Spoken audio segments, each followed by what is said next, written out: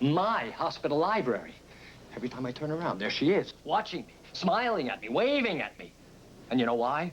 All because of that stupid seminar for wives that your wife started. Ever since she opened her mouth, it's been nothing but trouble. It's ruining our marriage. Oh, now, come on, Marty. The only thing that's ruining your marriage is the redhead in radiology. Now, come on, you got yourself into that mess, pal. You can't dump that one on Melanie.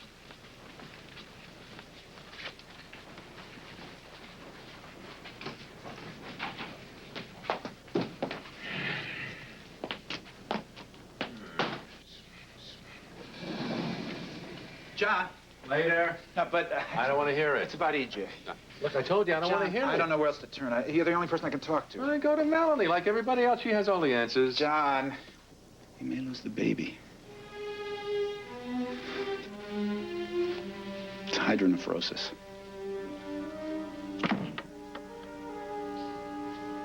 You sure? Ultrasound showed an enlarged bladder and ureters. And the amniocentesis? It's okay. That's your diagnosis? Urinary tract obstruction. Secondary to the posterior urethral valves.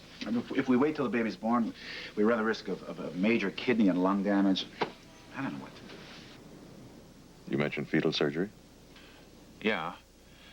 But working on the baby while it's still in the uterus, it's risky. It's still so new. And few people know how to do it. Well, there's a guy over at Bay General. He's laid a lot of groundwork for this procedure. He's really getting good results. Wallach. Yeah. I don't mean to be nosy, but what kind of risks are we talking about? Yeah, I don't want EJ undergoing surgery right now. Not me, honey. I'm talking about the baby. Well, for both of you, there's the risk of infection.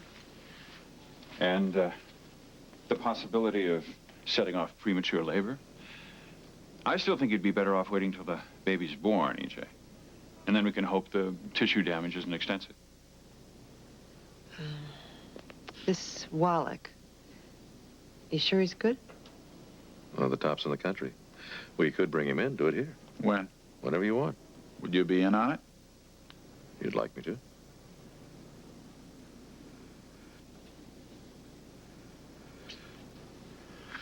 Look, why don't you talk it over, discuss it, let me know what you want to do. I got a meeting across town. I'll talk to you later.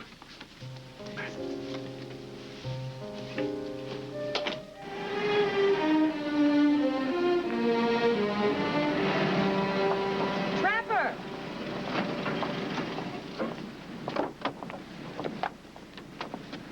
Did you hear about the radio show?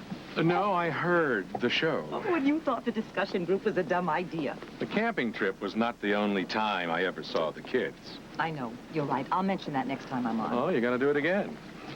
They got so many calls, they invited me back. And I've been invited to speak at a women's club, 2 groups, the University Medical School. In case there's something about our marriage that you didn't cover on radio, You wouldn't believe the things that have been happening from this seminar. My phone hasn't stopped ringing. People calling for help, asking for advice. Just make sure you're not helping too much. What are you saying? What I'm saying is that you may be giving out advice that you're not qualified to give. Are you suggesting that I'm being irresponsible? Well, not intentionally irresponsible. I just don't want to see you getting in over your head. Over your head. There you go again. You just can't imagine me doing anything right. Well, don't you worry your head about it, Trapper. Anything that comes up, I can handle it.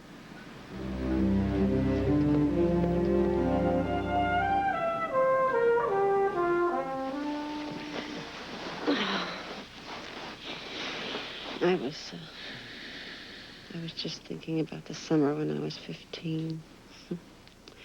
I remember going downtown with my mother, getting my learner's permit. You remember the day you got your learner's permit? I mean, it wasn't as if I wasn't already driving. I'd been backing out of the driveway since I was 12. I thought I was ready for Indianapolis.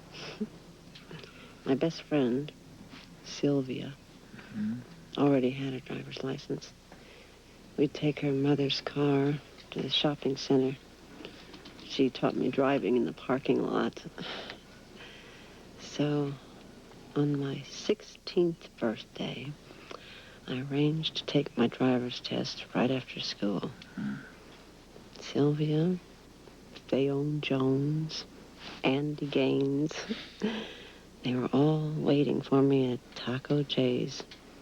I was going to drive right over with my new license and celebrate. Anyway, I failed the test. Parallel parking. I had to wait 30 days till I could take the test again. So, 30 days later, I'm back. I take the test. I don't know, maybe it was because I had the same guy. Anyway, I panicked and I blew it again. After that, my own dad wouldn't let me use the car to practice. I had to wait until he was asleep. And I'd take the car down to this vacant lot, lock all the doors, and practice parking between two crates. Did you ever pass? I'm driving, aren't I? Okay, 5 fenders, 2 hubcaps, and a paint job later. But the point is, I did pass. I guess it's always been that way with me. Anything I ever really wanted has never come easy. I've always had to work a little harder than most people for things that come so simply.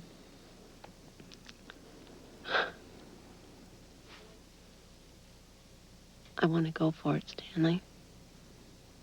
I want to take the chance. I want our baby to have a break.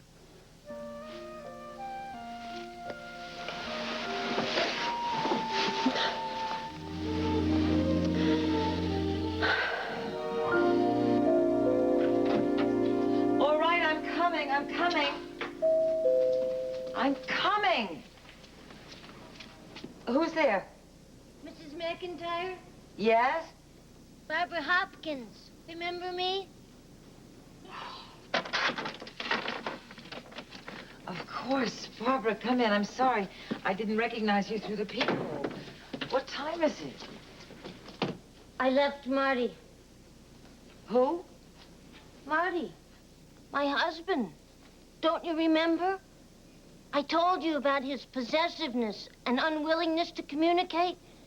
You told me to bring it out in the open. At 4 o'clock in the morning? So I brought it out in the open tonight when he came home from Mrs. Tyler's bowel resection. At least, that's what he told me. To tell you the truth, I'm getting pretty suspicious of the red hairs on his jacket. Anyway, I told him, Marty, you've been bullying me and dominating our relationship too long. Either you relate to me as an equal and a partner, or we're through. And? We're through.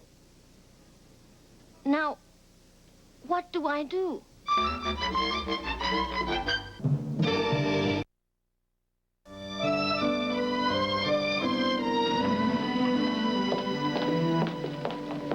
Excuse me, did Dr. McIntyre get my message? Yes, he did, and no, he doesn't have time to talk. So what am I going to do? I can't just throw Barbara out of my house. And I can't get her husband off my back.